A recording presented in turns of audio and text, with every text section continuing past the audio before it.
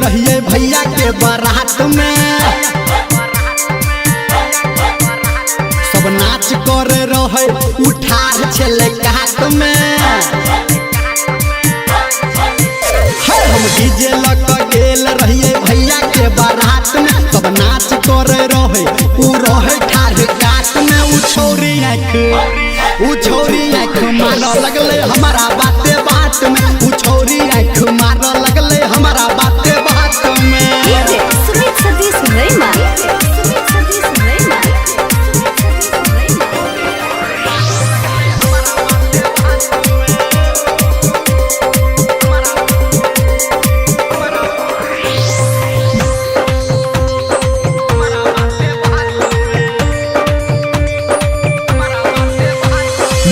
के हमर पागल भर रात रहे जागल, हमरो अखिया से निंदिया अब लगले रे है भागल।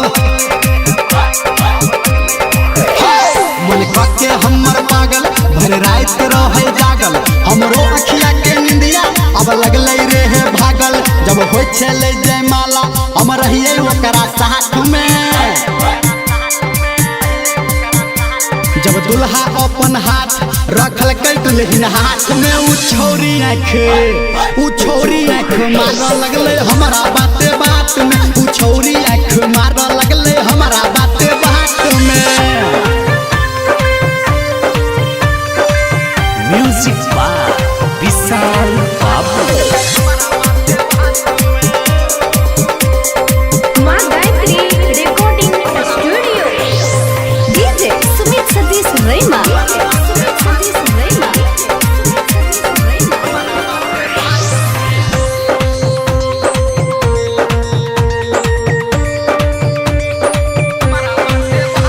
हम डीजे के ऑपरेटर, उ छोरी छे रे बेटर, उ कन्या बनते हमरे लिखाई गेले लेटर।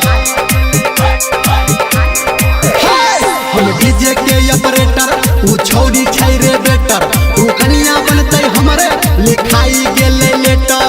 रहे धर्मेंद्र सब छौड़ा सबके लाट में, राइटर सनटू घूमे रहे ओकरे सारात में। उ छोरी आँख मार लगले हमारा बाते बात में, उ छोरी आँख